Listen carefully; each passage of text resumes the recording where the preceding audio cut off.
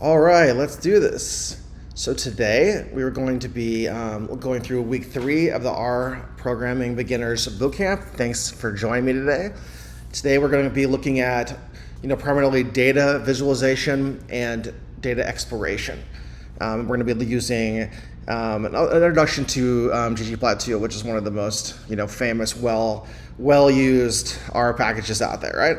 All right, so welcome here to week 3. We're going to be able to create visualizations, perform statistical exploration, and conduct preliminary exploratory data analysis. Can I talk today? And really, this is the basis of whenever you find a data set to be able to look at it and see what is going on. So today our learning objectives are going to be to create some basic plots in R and then move on to introduce and use ggplot2 for more professional visualizations that you would have in your paper, etc. And then we'll perform a few just basic descriptive statistical analysis, things we've kind of looked at before but we've built upon. And then finally we'll combine all of this together to do our exploratory data analysis, where we kind of pull everything together and show you what you can do for that. Today we'll have a variety of packages we will load. To start off, we will just lean heavily on the tidyverse. Grid extra will be for arranging plots we'll see going forward, and scales allows us to format the axis. Now, one thing you will see in ggplot, you usually set a theme, basically. For every one of your plots, you can change the theme, and they run through, there's all different kinds of themes, colors, and different things that can be in the background. What you can do if you want to set one theme for your entire environment, let's say you just loaded up your R data file and your .r file, you're getting going, you can do a theme set, and then you can put in whatever theme you want. One of the choices would be theme minimal, which you will see is a very simple background. Not what you would want to publish, but it's a good starting base to go forward. And then we'll show how we can add other themes on there to make it better. So finally, let's just talk about just some plotting in base R for a little bit. Why would we even do this? If ggplot2 was so good, why would we even bother to use our base R? Well, there is good reason for that.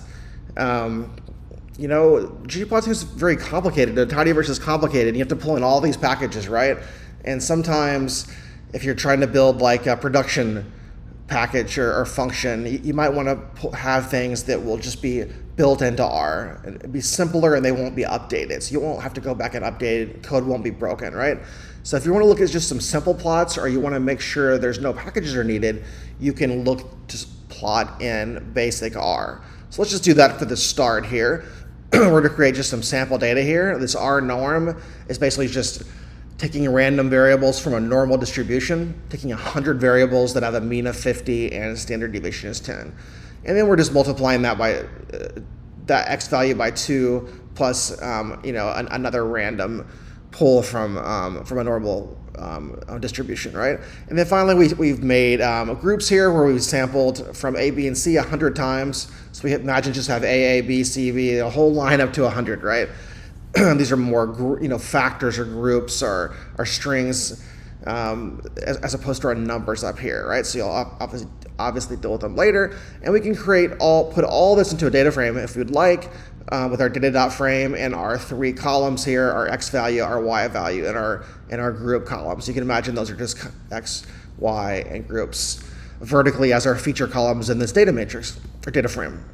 So if you want to plot a histogram in base R, it's pretty simple. Hist and then our value of x, right? Now remember, you can only plot one thing in histogram. Histogram's giving you, what are the frequency of values found in each bin, right? And basically the bins are the same thing as breaks. We can change the breaks to have different bin numbers here. It's just breaking every 15 units here, right? And then you can either labels or whatever, and your color you can run. Here we've done light blue, whatever color you want. Hex code as well too. So this just gives us a good way of just looking at the histogram of just x. We can do it for y as well. It'll just give us a very basic view of the data. Also, scatterplot. One thing scatterplot's a pretty simple thing you would jump into at the very beginning to see what's going on with the data. Here you would plot basically the x. You use a plot function and do x, y, and use some labels here, colors. The PCH is basically the the dot type. If you change the PCH, you can have squares, triangles, stars, whatever you need. And later we'll see CX is equal to the plot, the actual point size. If you want to add a trend line to this, imagine if you didn't have this AB line, you would just have the dots here. AB line just refers to, like, remember the y equals mx plus b from high school for your line. This is just the same thing. Imagine bx plus a, right? So it's just saying put in an AB line. So it's just saying put in a linear line here, right? Here we're using a linear model to fit this data, and basically you can put the LM y tilde x, which is y as a function of x basically. So we're just adding a linear regression, basically a modeling the data by a linear model and putting in our line here, and you can color, and the LYD is like, the width of the line as well too. So it's just a simple histogram, simple scatter plots, and then now we'll do a simple box plot as well too. So for you just use box plot for base R, and basically now we have our groups now we're looking at. So X is a function of the groups. So X as a function of our groups, right? And then we call our data frame here that we want it to work with. And we have our plots, and now we've colored, or we made a vector of different colors since we have 3 different things here. Basically just lined this all up along here as well too. And you guys probably know, you're getting your, you have your line, your dark line is your median value, and then you have different measures of statistical evaluation where you have your first quantile, your third quantile, and then you have 1.5 times this area goes up here, 1.5 times this goes down here. And that's how you get your lines here. And then if you don't fit within this group, you end up being an outlier. And all this can be adjusted as well too, if you want to adjust these values. But this is just the general thing you would get in any box plot as well too. This is how you do it. Basically, X is a function of groups. So that's allowed us to do some simple ones so far. But what if we wanted to find actual counts? We have our groups, we have our values, but how many total counts are in each one? Well, the table function does a really good job of that. And basically when you do a table function, it just gives you ABC, it gives you the counts. Because that's all we have right now. It'll table all the data you have, right? So whenever you table groups, you're just going to get basically X, Y, Z, X, Y, Z, A, B, C, and then a number under it. Basically, you're just going to get A, B, C, and then the count number of each one, right? So when you do bar plot, so this is box plot, right? So now we can do bar plot. We want a bar plot of our counts, so I'll just put our 3 groups and the counts that we calculated from our table function.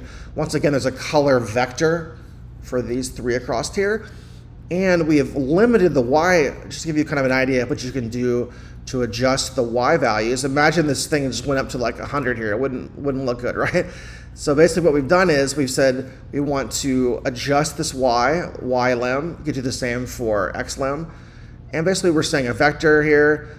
If we want to go from 0 to our max count, so it would be we want to start with what we want to end with. So we want to start with 0, and we want to go to max counts, which would be the max counts times 1.2. So the max of counts would be this B value, right? This 35 or whatever, and then you multiply that by 1.2. That's where you're setting your line here, and also it just gives you a better idea of what is what's actually going on, so that your bar plots won't get squished or things like that, right? So here's a way of just kind of customizing these plots that we've been doing. So first, if you want to set up, for instance, a 1x2 plot layout, as we see here below, so normally we just get 1 plot across the whole deal, right? What if we want 2 in the same row? Well, we do that. We want to set up the parameter function. MF row is multi-facet row. So you have these different facets, right? So we set up the parameter multi-facet row equals a vector of 1, 2, 1 row, 2 columns. So 1 row, 2 columns, right? So whenever you set this, it's going to be like that forever, right? So once you're done with this, you got to set it back to 1, 1, or however you want for the next plot, or it won't change back to the default, right? Until you open R again. So be careful with that. So here we set our 1, 2. And then we wanted to plot a customized scatter plot and a customized density plot, right? So scatter plot, remember, just X, Y, right? But here we want to color, this time instead of having the color be the same color, we want to color by the different groups. So by putting in color by groups, it allows that. And the reason I said factor is we want to show that these A, B, and C aren't strings, right? They're factors. So I want to change those to factors. We put them in as they're not character values. So you want to, if you're filling, you need to put them back to factors. So I put a factor here, and then my groups, and then PCH. Still, we're doing a little bit bigger point size. Point type is the same, 16, and a little bit bigger point size. I'm at 1.5 here. I think 1 is standard. And then we want to add a legend. If you want to add a legend after, top left or top right, wherever you want to put it, and what is your legend going to be? Well, it's going to be, there's 3 colors, 1 to 3, right? And we have our dot shape, right? Well, what is that actually going to be made of? Well, the groups, once again, right? Our 3 groups. So what I said unique groups, because there's going to be A, B, C, lots of A, B, and C's, right? But I just want the unique. I just want A, B, and C. So I'm choosing unique groups, and then I'm sorting those to keep them in order here from low to high, A to C. And that's how we're getting our plot here on the left. And then on the right, we're doing a density plot. We haven't seen the density plot yet, but if you plot density of X or Y, you get your density, right? This just gives you a kind of a function of your distribution of your values along of your X values, right? To see if there's a skew or how the data is distributed as a normal distribution here, because we pull from a normal distribution, right? And then you can put your color, your labels, your length, your width of your line here. And then if you want to shade, there's a function called polygon, and it's just a way it adds different shades and different shapes. Here we do polygon, and we call the density function once again, and then what color do we want to actually shade, right? And here, the way this coloring is done, it's a little old school. It's RGB, so the first value is red, second value is G, third value is blue, and then the 0.2 is the amount of opacity, right? So 1 would be, all the way through, you can't see anything, I think. I forget which way it works, but 0 to 1, how transparent it is, basically. So here's kind of the basic overview of how you do the basic R plots. And you see here, I reset the layout with the parameters of MFRO of 1 to 1 once again. It's going forward, right? So that was nice and that was good, but as you can see, it's very basic. There's not as much customizability, ability to customize the different graphs.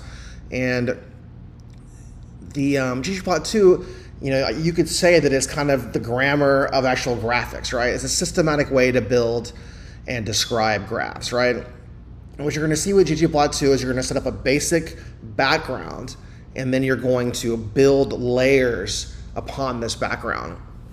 That's how you get to separate out all the things you want to add. And that makes it a lot simpler because you can just add each layer. Add the points, add the lines, add the text, add the title, so and so, right? So what kind of things do you do with ggplot, right? Well, data, we start out with, that's what you want to visualize, right? You have an aesthetics function, there's AES, and that's how variables are going to map to the visual properties. How are you going to set up your canvas? What's the orientation of your canvas, right? Geom is actually the type of plot. Geom bar is a bar plot, for example. Geo line, and let's see, it's a line plot. Scales, well, what's the scale of our values, right? That's pretty easy, right? And facets, we talked before about multifacet. We can create multiple examples on the same rows or columns. And finally, our themes are we talked about earlier, the theme minimal will show other themes that give us our kind of overall visual experience here. So let's do our first ggplot. We'll pull in load in our basic built-in data set, our mount cards we've done before, MPG, actually our MPG data set, and not mount cards.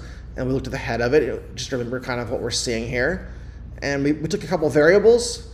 Here we want to put in our data, so ggplot2 ggplot is your first function, is the name of the function you run, and you want to introduce your data, right? Well, this is our entire data frame is called MPG, so this is our data frame, and then AES for aesthetics sets up our background. So here we want to look at an X versus Y value in a scatter plot, so we can choose whatever we want. We've chosen displacement, and we've chosen highway miles here. So first we want to set up this actual background, right? And then we want to add points. And just to kind of give you an idea of what you're looking at here, let me call up, look in R here, pull up some stuff here and see what we got. Let's close this off and we'll start over. I've already loaded the tidyverse, so let's learn we got our MPG data set in there. All right, so imagine if we just did the first part, right? We just have our data, we just have our X and Y. Now what would that look like? Well, here you go. It's just a plot, right? It's just a plot of the background. It's the canvas we're about to paint, right? So here's our displacement, our X value, and our Y value is the highway. So this is just our background. You don't see anything there. But then when we add plus. So ggplot2, you just keep adding plus this, plus that. So plus geopoint is how you get your points.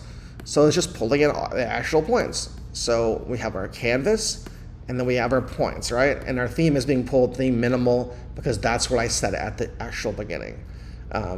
So let's try to color by our class. So we have a class, compact cars, things like that, minivans. How will we actually color by those? So we still have our same plot. And you notice how earlier I said data equals MPG? Well, you can just put MPG as well. Either way is fine. It's just a little bit easier to understand.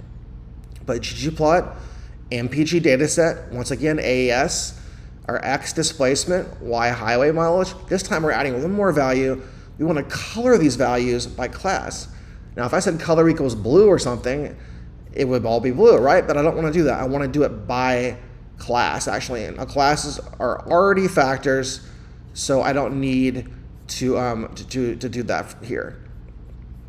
And sometimes you just don't know if you need factors on it. If you have an error, put a factor on it. That's one thing I do if you're having a problem. So we have our color is by class, right? And then we add geopoint like before. So we have basically the same exact thing. We've just colored by the actual class here. And that actually adds a legend by default, which is nice. So you could put in the theme and you could say no legend if you wanted. But you always want a legend pretty much, right? So it's cool that it put it there without having us to put it in extra by base R. And we can change the names and shapes, things like that too, and colors. These are just a default color scheme. But you're trying to see how you make the canvas, color the canvas, and then add things upon, paint the canvas, right? So let's look at how would we be able to add labels in a title? Well, add just plus another thing too. So we got this is exactly like before. We've added one more plus, and now we have our labels, right? So our title equals our fuel economy versus engine side. We have our X and Y values now labeled, and our vehicle class, our color is labeled here. So that actually gives us a nice title for our vehicle class itself, right? How would you change the theme? Well, once again, plus, right? We have this is all what we saw before. Nothing's changed. I just added the theme now. So I'm plus theme classic, which is one of my favorite themes. And you can see how nice this is. It made all the lines much darker and cleaner. It got rid of that background. You just have a white color in the background. You don't have that silly grid that's not even together the right way and things. So you actually got axes and things like that. So you'll see that there's a lot of themes. It just beautifies your plot right away. So what are some essential plot types with ggplot2? Well, we've seen here the scatter plots. What more can we do with the scatter plot? Well, we can add a trend line, right, as before. So one thing I want to show you here, what we looked at here, so ggplot wants two, right? MPG dataset, AES, X and Y, right before, right? But didn't I have color of class up here now? Well, you can also put it in geopoint. So I put another AES, and I put color equals class here. You don't always have to have this AES, but for the most part, it's good to put it there because it allows you to have more complex changes later on, and it won't ever throw an error if you have it there.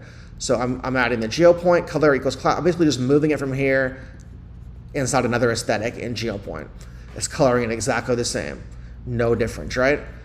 But here I could also add things like size, alpha, size of point, right? Alpha is the opacity once again. And now I can add a linear model. Remember how I added the LM before, the AB line thing? Well, as you can imagine, plus something, right? GM smooth. The GM smooth, we're smoothing the data, right? Trying to smooth the data, and you can add in many, many different methods. This is a simple linear model with a standard error shown on there as a shade as well, too. So we have the same thing here. We've just added this linear model going through the actual data. what next? So time series data. If you want to do like a line plot, well, we've created, here we've just created a data frame. It's basically just dates and sales. So we have how much sales per month, basically, go along with time series data, right? So how do we plot that, right? So same thing, ggplot, right? Our time data, AES, X equals the date, Y equals sales. So we got that, our canvas set up, right? And then here we're gonna add GM line. And we can do the size of the line and the color, right? So we've colored it blue, size 1. That gives us this blue line. Imagine no red dots. Just that gives us the blue line, GM line. And if we want to add GM point, we already know GM point adds points, right? So we can add plus GM point. This time we'll color them red, size 3. They're a little bit bigger. And then I mentioned you can scale the axes, right? Well, remember it was Y lim, X lim for base R. Well, in R, it's usually scale X data or scale X continuous. There's several different functions. Here we'll do scale X date just to fix the dates. If scale X continuous will give you more of that 0 to max thing if you wanted to mess with that. But here we just wanted to actually abbreviate, kind of a fancy thing. Our data labels can be abbreviated here, just showing you the kind of things you can do. And then once again, we've labeled our plot there as well. So how can we do a bar chart and histogram in R, right? So bar chart, something you do all the time, right? So bar plot, let's go back to our MPG data. I think you remember, we'll do AES. Once again, for ggplot, we have to have our AES. And we just have one value, right? It has to be just X or Y. So X equals our class. We want to know what are the counts for each of our classes, right? So if we do GM, so plus GM bar is a bar plot. If we just put GM bar, it's going to assume we just have the X values. So it's going to do its own counts for each X. And I'll show you the difference if you have a Y value, but that's just, so GM bar, and I could have said color equals steel blue. It would have made the outside of this plot, outside of these bars blue. If I want the inside of the bars to be blue, then I say fill equals steel blue. Okay? And then we have our plus our labels and plus our theme. And I showed you another example of how you can adjust the theme, where I looked at the text of the x-axis and I've used element text to angle it basically. And height adjust basically moves these up and down, how close you want up and down. Now, I will say that it's very hard to make an R plot exactly the way you want it. So your job is to get it as close as you can, get it 90% of the way, 95% of the way, then drop it, save as a PDF, put it in Illustrator, and finish it there. Like for example, if these words weren't close enough, you could just grab them all and move them up and down in Illustrator, and it might be a lot easier than trying to guess what this highest adjust. Just something to know. Don't worry about getting it perfect. It'd be nice if it was perfect, but it doesn't have to be completely perfect. So how do we do just a bar plot? This is more of a in a way, just a count bar blocks, right? So we want to just kind of looking at what we got going on here. So we have our, what's a bar plot look like when we have our X and Y values, okay? So the first thing we're gonna do is we're gonna make a data frame called average miles per gallon. We're basically gonna take the miles per gallon and group by class, which is kind of what we did here. So we've grouped by our class variables, right? And then we wanna summarize average highway equals mean highway, right? So this is our feature column we're doing. So we're grouped by class, and then we want to have our feature be added. So these are kind of our X values, these are our Y values. So it goes through and it takes the mean of the highway. So it looks through all the different counts in compact and gives you the mean, right? So we want to actually plot that. So we want to plot each class and its average highway mile per gallon. So kind of the same thing we're used to, ggplot. We have to add our new data frame we made here, average miles per gallon, and then AES, once again, X equals, here we're reordering because we want the top to be the largest and the smallest to be the lowest, and we're reordering by class, then average highway, right? So it's putting our classes, and then by average highway, especially we're in class by average highways, which is what it's basically doing. That's why we're getting this. Otherwise, it could be all different order, right? And then our y value is our average. This is just how we're ordering our plots, and this is what our actual plot numbers will be, as our x, y value. So that's how we're getting this orientation here of high to low. So once we got that, that's our background, right? We want to add in this GM column. Now, why don't we have a GM bar? That's a great question. So when you put GM bar by itself, R is assuming that you only have one value, like just X or Y, right? So it does this counts for itself. When you put in geo column, it's basically saying, now we know you have X and Y. So we won't have to count it yourself. You're providing us with all the counts. We don't have to worry about that. And then we can also do a fill. Remember, we can do colored for the outside or fill for the inside. And then we did a coordinate flip. That's why it's left to right instead of up and down. And then once again, we've added our labels. Now, a caveat here is we could have used GM bar and added a statement, an argument, stat equals identity. And you will see it down here, GM bar stat equals identity. It's basically saying GM bar stat equals identity, Y is going to be your identity, your extra value, right? So I could have put GM bar stat equals identity, and it would have used the X and the Y's just fine. If I took GM bar only, it would have thrown an error because we have two values, right?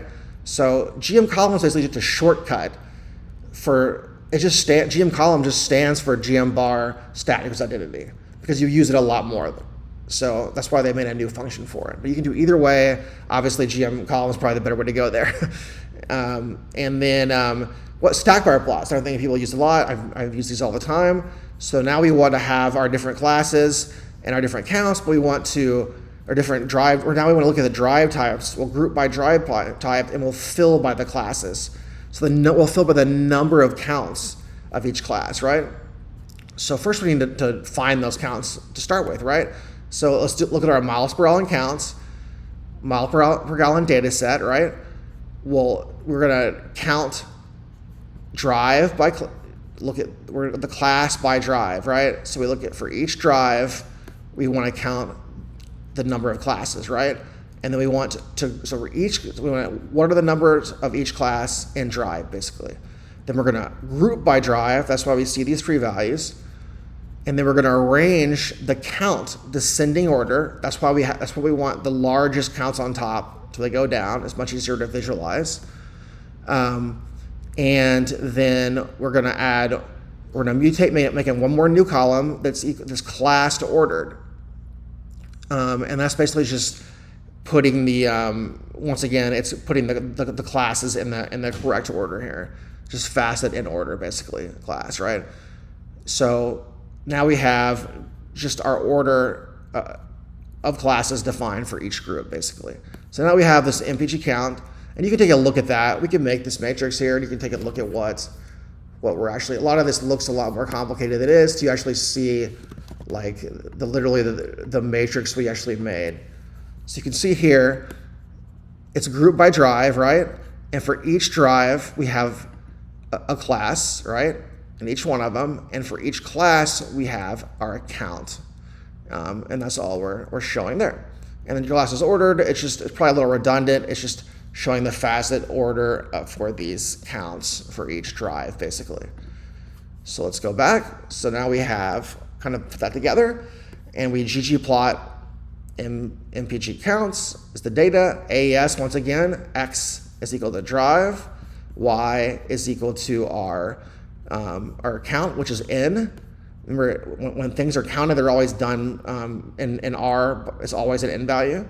So that's our count, right? And then we want to fill, that gives us our count, our drives. Then we want to fill these up, right, by the class ordered. So that's where we have our car class, and it separates out the counts to fill out that bar. And we do GM bar stat equals identity because, remember, we could have done GM call, but we've done identity to tell it that there's a Y value, and then we've simply put our labels where we name our fill, our car class.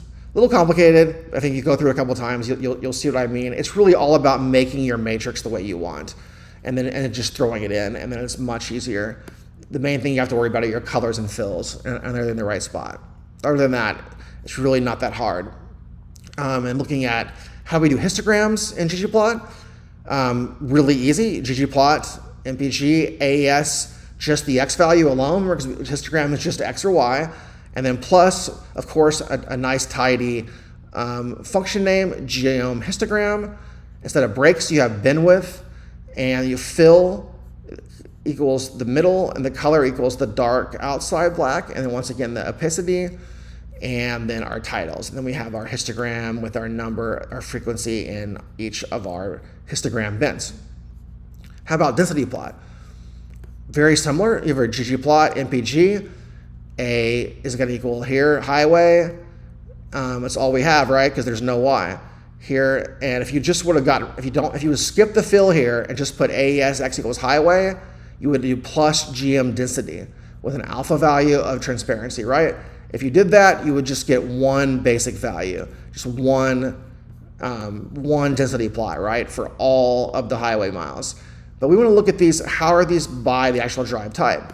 So we've actually filled our density plot by the drive type, so there'll be 3 different fills, 3 different density plots here then, right?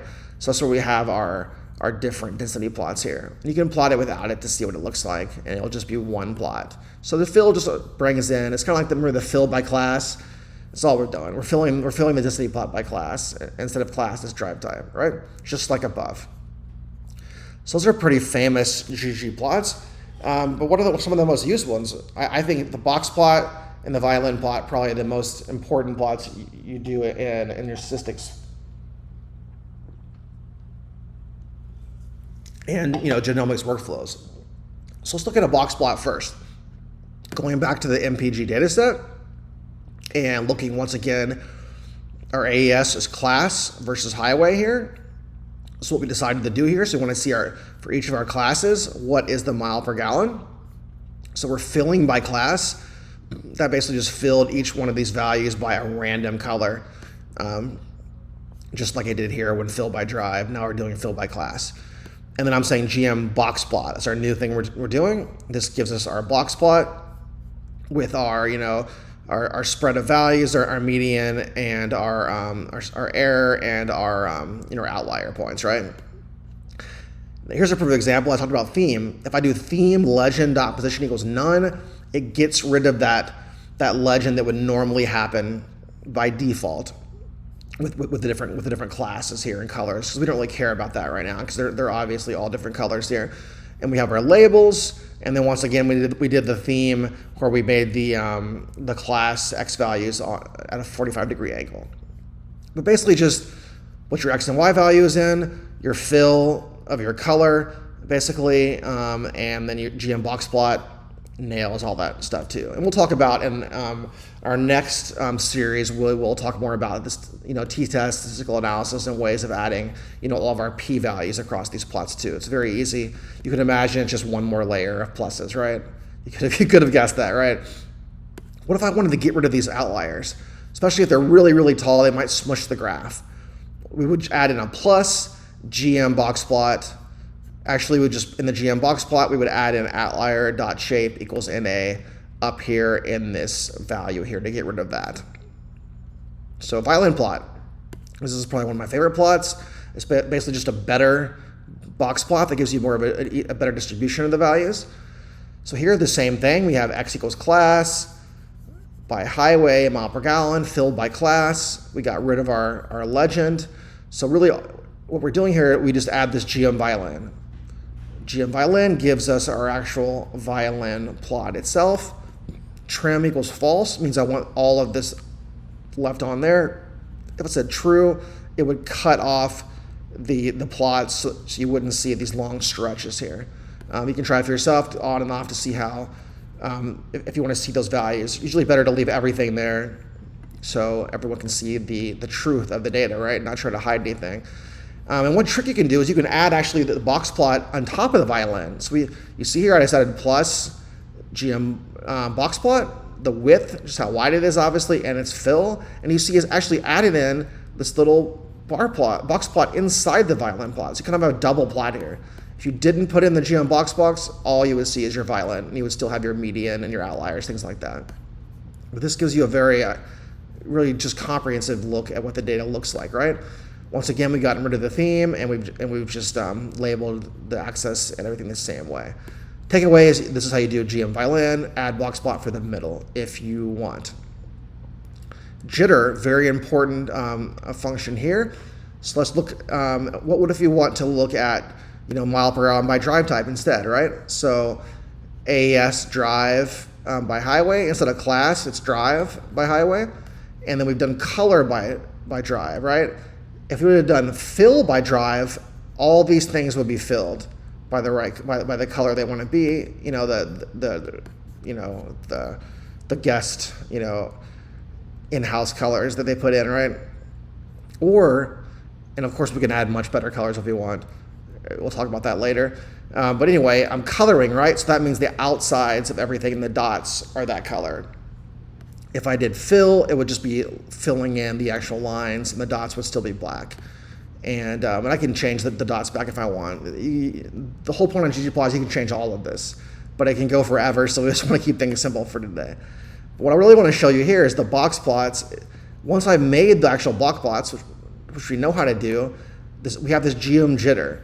So if you look up here, see how all our values are kind of straight up? You can't really see them. If we plotted all the values on top of here, if we would have added geom point, it would have put all the values. Our geom point here would have added all of our values. We're just seeing the outliers. But I can imagine if we did that, it would just be like a mess of one line, right? We wouldn't be able to really tell the distribution. So instead of geom point, we do geom jitter. And it basically just jitters the points. It shakes them up left and right. So it forms kind of its own kind of left to right distribution that's random. So you can actually see the points. You want to be able to see all the points. That's all it means. So the width is how far left and right it goes, alpha, transparency. As you can see, the darker, the outliers are darker here, for example. But anyway, you can adjust all of that. The point is, you can add jitter instead of geom point, and it allows you to be able to see all your plots. And once again, we've gotten rid of the legend and added some titles along the way too. Okay, so it's kind of pretty much a good summary of how ggplot2 works for most of the important plots. But I want to talk to something a little bit complicated people have problems with when they just start using ggplot. Is this long versus wide format? It's kind of confusing. So let's look at what a long format, a wide format is first, right? So let's just basically start off and make a matrix here. We're going to look at the mile per gallons. We're going to group by drive, you see here, and then we're going to summarize 2 columns, one city, one highway, both of those being the mean miles per gallon city highway, okay? So let's say I wanted to plot this and make a block spot out of this, right? Well, here we go. The summary, our data frame, x equals drive on the bottom, y equals city, mile per gallon on the right, and geom column. Remember, we don't need stat identity because we have geom column, and we do our fill, right? So we have our values, that's great, but what happened to the highway?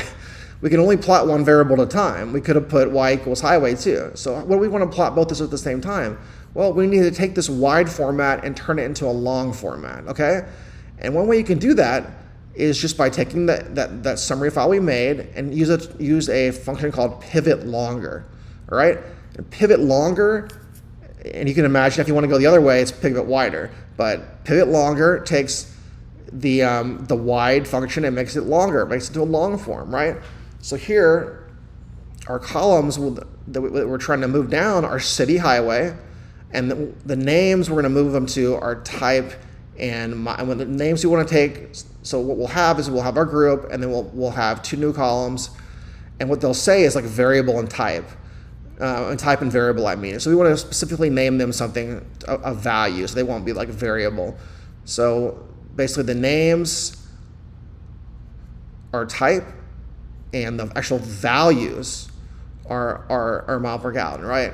So this is the class, these are the types, these are the values, right?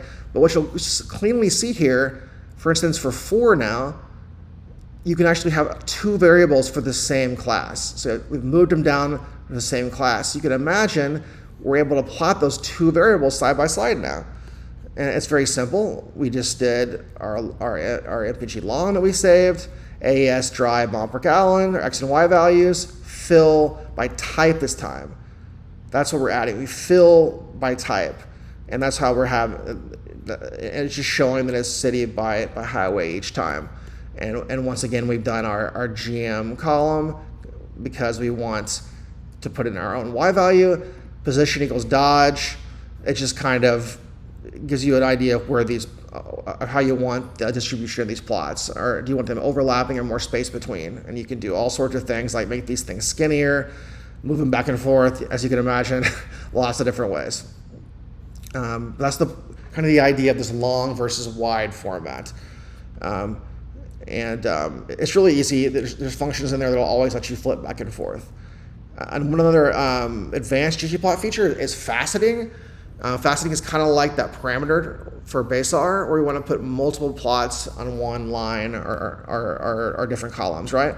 So if you can remember, if you looked at our GM, remember our big scatter plot? What if you wanted to split that scatter, instead of filling by class, what if you wanted to split each value or each, the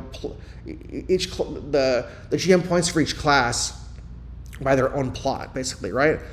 So we do our MPG, AES, X equals displacement, right?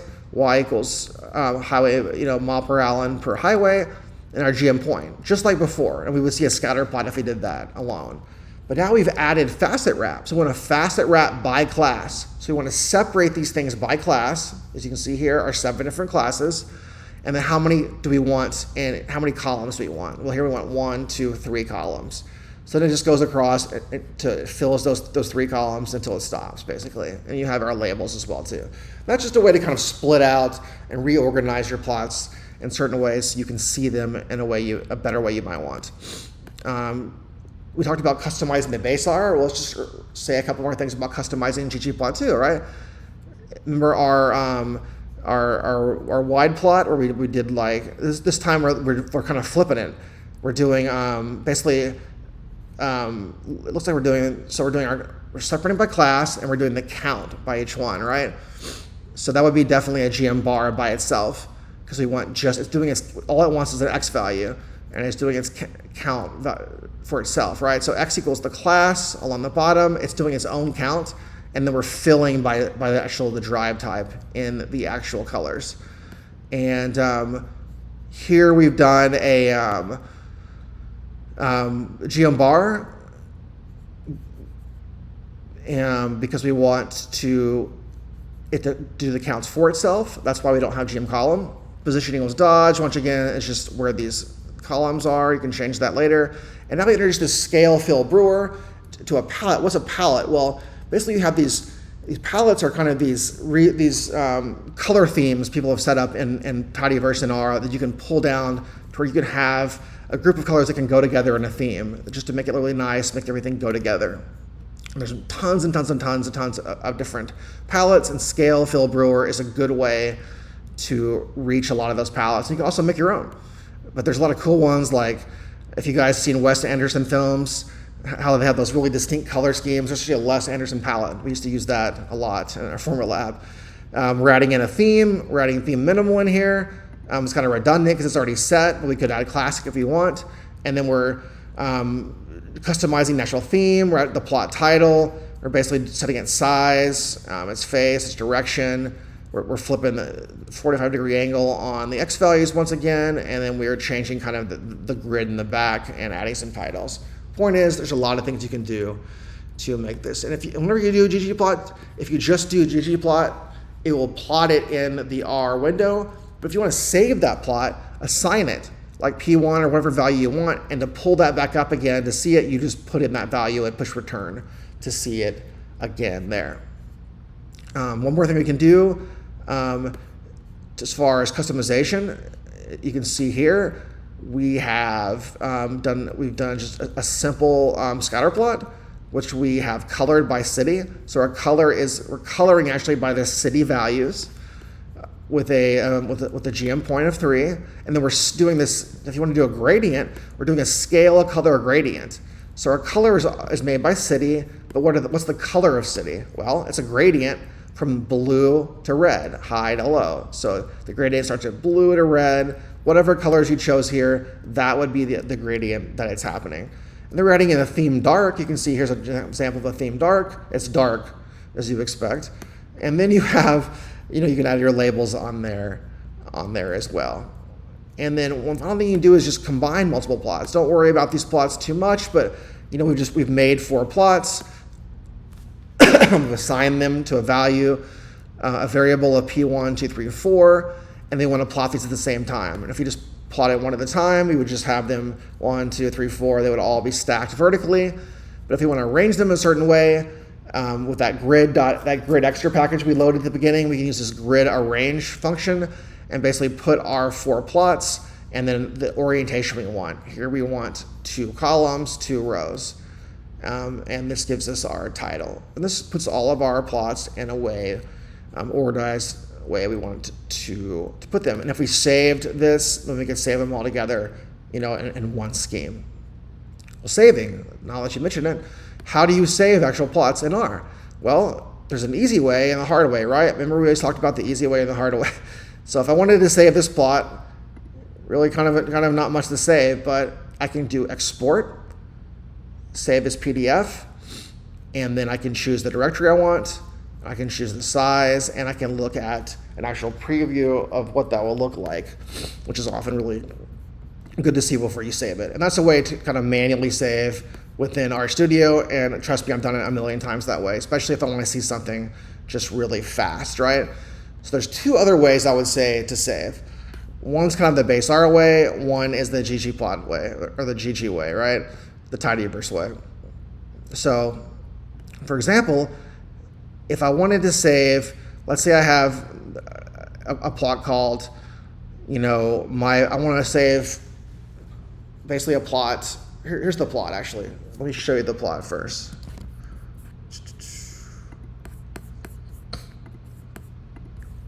So, just look at the plot without saving it first. Let's see, we have a scatter plot here. All right, so I'm assigning this scatter plot to the P value, and if I call up the P again, it'll just pull it up again. Imagine it pulling up twice. See it's there twice. So I've assigned this function, simple scatter plot, to P. So how would I save that, right? So what I do is, let's see if I already have some of these. I want to set that as working directory. Okay, so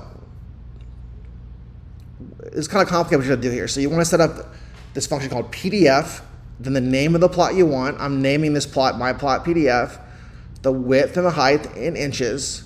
One file equals false, one file equals true, one file equals true. One false equals false is basically just putting it on one single page. Otherwise, it might put it on multiple pages, right?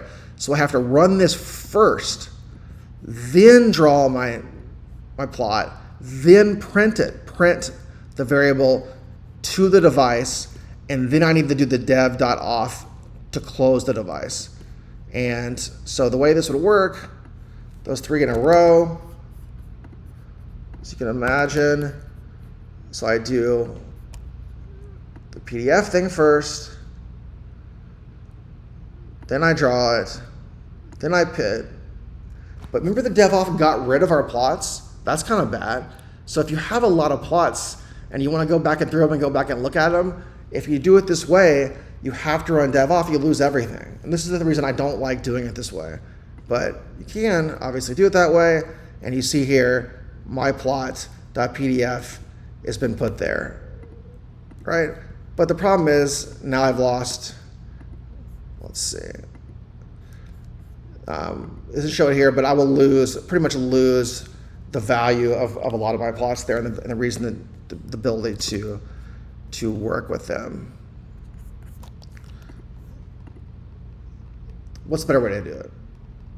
GG, right? GG always, right? So let's look at GG save. Can't beat that, right? So let's look at the same thing. But this time, we use this GG save function. My plot you put in the plot name, just put plot equals P, whatever the value is. Device, this is just the type of PDF. This is a very, Cairo PDF is a very well used way to do it. And once again, I use my width and my height and the units I want those to be, and I just basically run that shave. And that gives me, you see my plot.2. And that doesn't affect the plots as much. It's just a much easier way to do it, I think, the way to set things.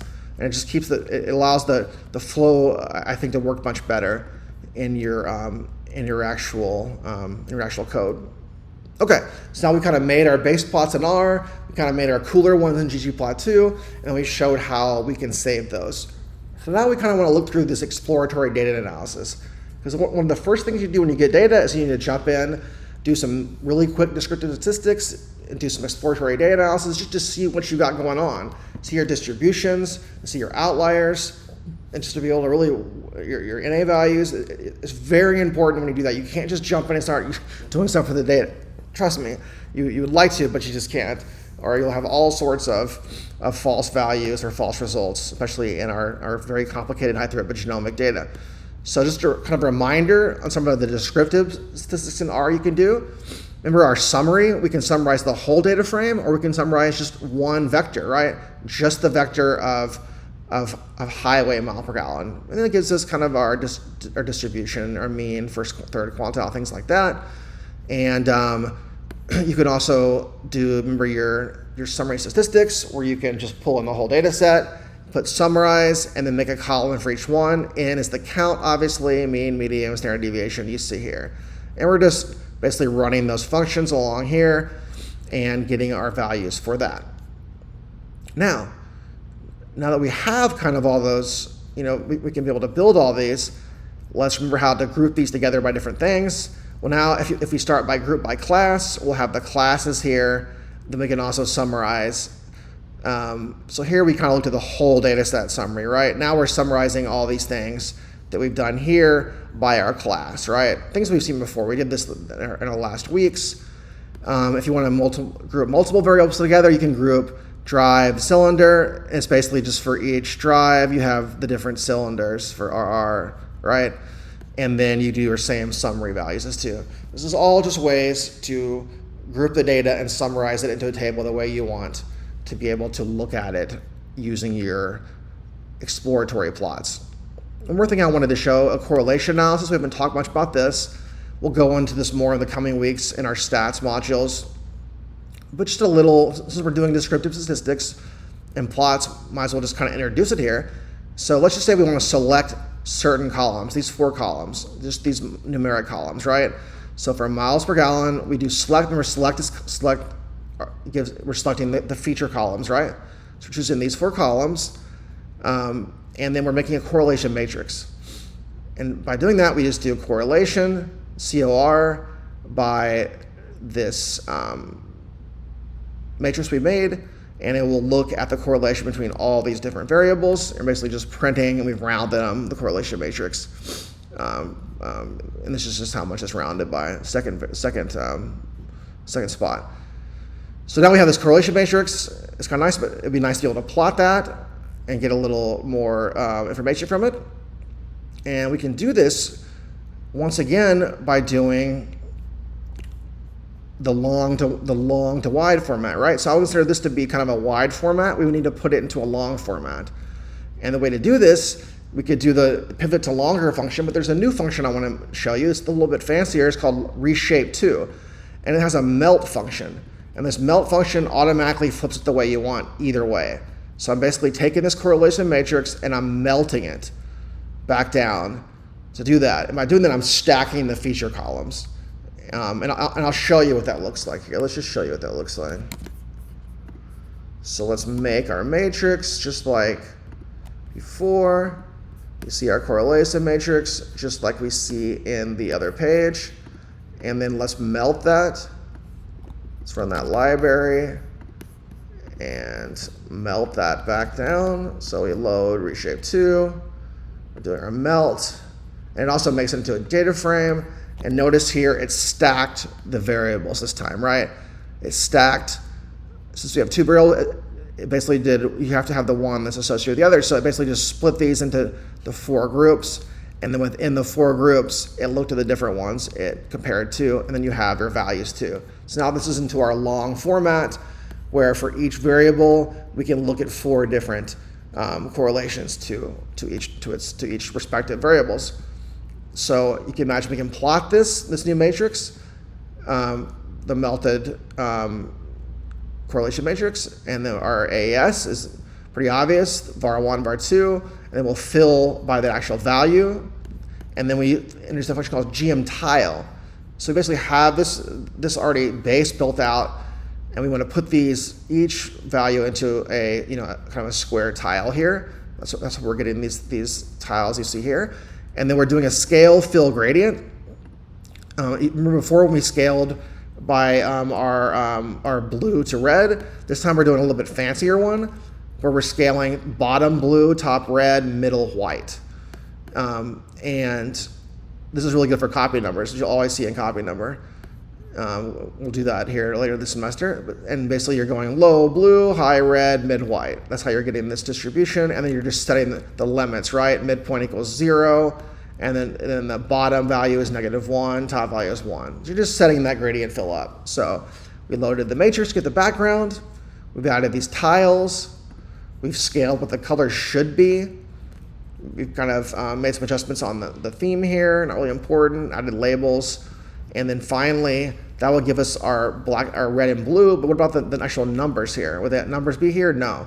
We have to add in GM text. So plus GM text, another A and S, and the actual label we want to put here is the round of the actual value. And our values, if you remember, are that last column, right? So we rounded the values of the column to our second point after our decimal, and we've labeled in black. And that way we have all of our tiles, our matrix. So we haven't clustered this matrix or anything. We kind of just set it up the way it should be and reprinted it out. Later on, we'll talk more about how do we actually cluster this matrix to show the different correlations, things like that. This is just a really simplistic way of looking at how to build this. Another way you can look at the descriptive statistics is table. We saw a table earlier, how it gave us the different group counts. Well, if you look at the table of a vector itself, it's basically just going to give you each value of the vector, all per gallon per class, right? So we have each class, and then the table gives us the count of each class. So what's the vector? The vector is the classes. Here are the classes, and then how many are associated with each one. We can also do a two-way frequency table where we've done one toward the other. So we're basically looked at our drive here and our miles per gallon, our different cylinders, and we're just showing the ones that, how many counts. Like there's never going to be a 4-class and a 5-cylinder. There's 0. But there's 58 with a front-wheel drive and a 4-cylinder. So you're getting this matrix. And if you want to look at the proportions, it's prop.table. Remember we had the classes up here. What if we want to know the proportions actually found overall on these? Well, we did the prop.table, same thing. This will give us our proportions. So this is just a really quick rundown of how we would look at some just basic descriptive statistics in R. So now we have our plots, our statistics. Let's look at how we can apply this in an exploratory data analysis workflow. I'm not going to get into this too much today. I'm going to leave a lot of this to you guys to look over and work on by yourself, because it's just the only way you can really learn this stuff is by doing it yourself. And I implore to use it to grab some of your own data and try this on it. So here, just for our quick example, we're going to use the diamonds data set. So we pull in data diamonds, we do a glimpse. Remember, the glimpse is just like a structure to see what it's like. We have all these different column vectors. You can imagine diamonds, color, carat, clarity, things like that. And then if you look at the dimensions of the data, that's a good way to look at things first. How many rows, how many columns? Do we have any missing values? Remember, dim of the matrix, it gives you the dimensions. Remember the is and a. So let's sum up all the rows, sum up all the values that are in a in diamonds, right? Well, there's 0. Let's do a summary of the whole deal. Once again, it gives us our distributions across numeric categories. Let's look at some plots here. What if we want to know like a price distribution, right? So we have our price, right, across all of our different types of diamonds. So let's look at our diamonds. We just have the AES plot, so just price, and let's do a histogram. Bins equals 50, filled equals blue, and we've done a scale X continuous where our labels fit the dollars, right? So you can see here, we have our scale X is in dollars, our labels are in dollars, and we have our counts because we've just done an X, it's done as counts the N by itself, and we've created our histogram. This seems to be very skewed to lower values, right? So our lower price, this would be a lot lower ones with, you would think the cheapest ones, there's much more of them, I guess is the point, right? What about if we don't like that distribution? We might want to log to transform it to get a better idea. Here, we've done everything exactly the same. We've just changed the X values, basically, right? So we've done scale X log 10 of our labels, right? Everything else is exactly the same. Now we have our distribution of price, how many diamonds are certain different prices, and we've grid arranged them. We labeled them P1, P2, and we grid arranged them into 2 columns, okay? So then we have a just kind of quick look at the distribution of prices. What about the relationships between different variables? Let's look at a couple, the carat versus price. So the bottom will have our number of carats, and carats will be by price, and then we'll fill by the cut. So our cut quality will be the fill of all these values. So we're going to do we'll start out with our sample. And so there's 10,000 rows. We just want to sample 5,000. So we're going to sample in 5,000 of the diamonds data set, set up our AES, X is our carat, Y is our price, color is the cut, is what's filling in, right? And it would be fill if it was bar plot, color line plot. We do GM point, that gives us all our dots. And then we're doing scale Y continuous, labels equals dollar, once we get those dollar signs there. And then we want to add a linear model. We're doing geo smooth, method equals linear model, remember that. This time, standard error equals false, so there's no shading.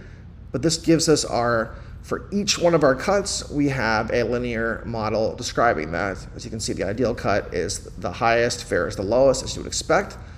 And then we added our labels. So now we're getting a good feel for a scatter plot where we can get a good understanding of the data, right? We can make a GM box plot too. Let's look at the cut versus the actual cut versus the price. Well, X equals cut, Y equals price. Let's fill by cut. That just puts in its own standard values. Let's call GM box plot, of course, right?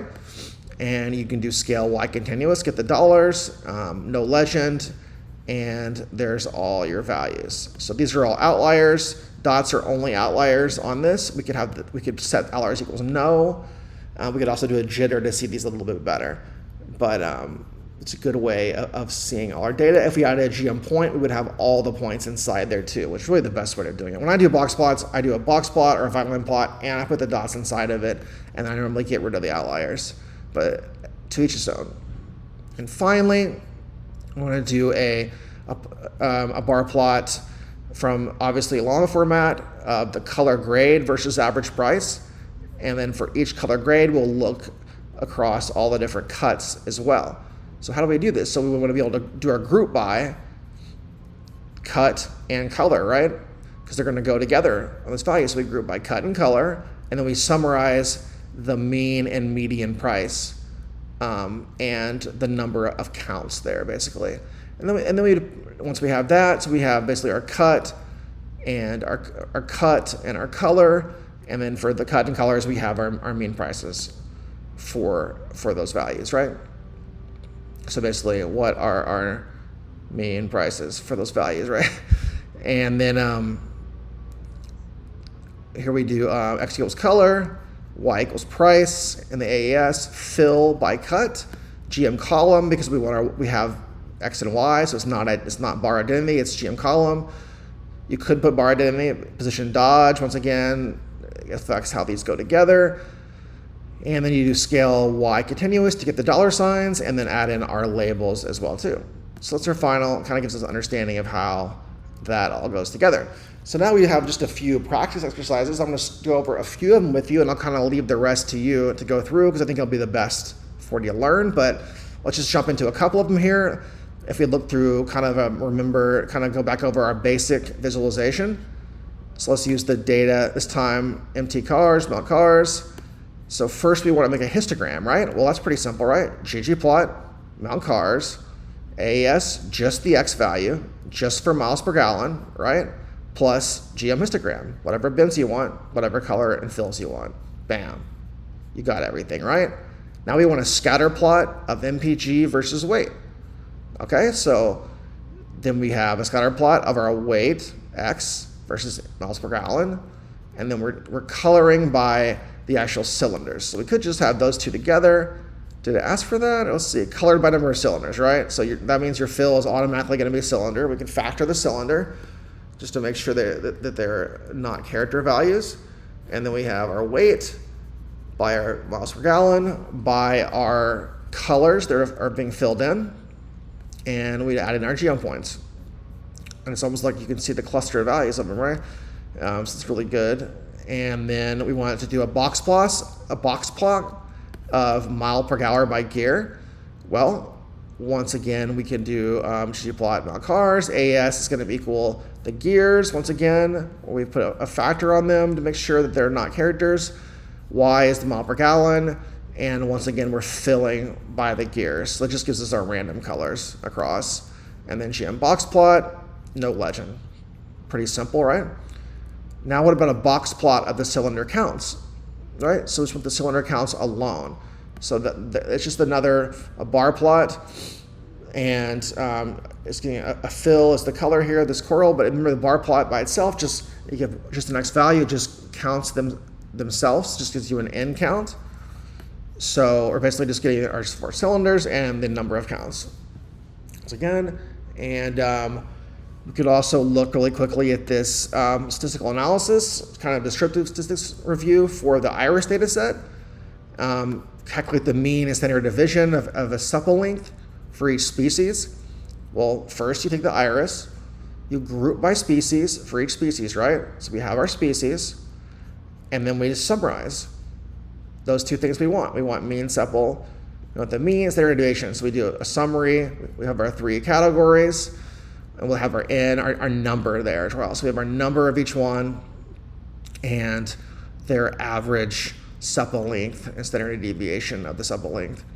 So that's pretty easy, right? Create a correlation matrix for all numeric values, right? So first, just choose the 4 columns using base R here.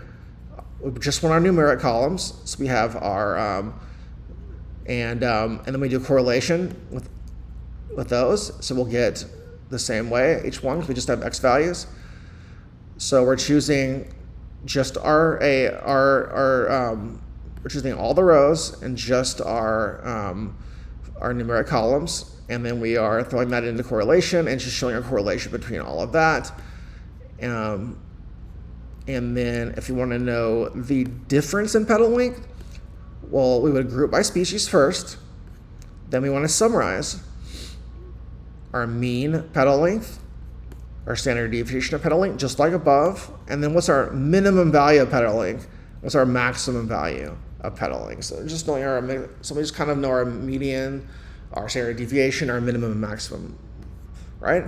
And finally, for visualization, we're doing a ggplot of iris, and we're doing species versus pedal length.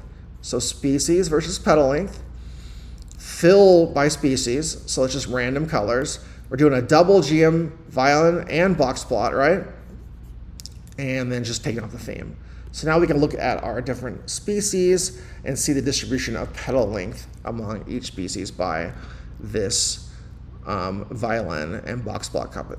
So here's one more exercise, and this is basically doing a complete EDA of the air quality data set. I'm going to leave this to everyone to go through on themselves, but basically just, you're checking for missing values, or the column sums, is it NA air quality, do you have values per column, kind of organize your data a little bit, make a couple of box plots, make a simple, scatter plot between temperature and ozone, and figure out a kind of correlation between temperature and ozone, and look at your ozone levels per month, and report it all out. I have all faith in you guys to go through this. I don't want to take too much of your time here on this video, but I think this will be something you could go through that would be really helpful, other than me just kind of giving it to you along the way. So, what are some tips for effective visualization? Kind of some do's and don'ts. Well, choose the appropriate plot, your types and the type of plot you need to do. Label your axes clearly. Use color purposely in a way you can see it. Watch out for colorblind issues. Consider your audience and what they would appreciate the best, or what kind of plot would actually jump out to them the most. 3D plots, they sound cool, but they don't really work in practice that great. Don't put too much information on one plot. Rather have more plots. Don't use things like pie charts unless it's a lot of categories. And once again, look for the colorblind palettes. And speaking of palettes, here's just examples of some palette themes that you can find in Scale, Fill, Brewer. I basically just made a plot of class times count here, and we filled in these different patterns. So basically you save this base plot, and then do plus Scale, Fill, Brewer, and the palette you want. GG title is another cool way to add just a quick title that we haven't shown before. And you can just see our different values. This dark one is a pretty cool one. This one might be the one that she's talking about. So anyway, so this scale of radius is that. Okay, so that's good. And after that, when you're doing, I want you guys to check out, we have an additional assignment here, kind of a homework assignment, where I'd love for you guys to look for.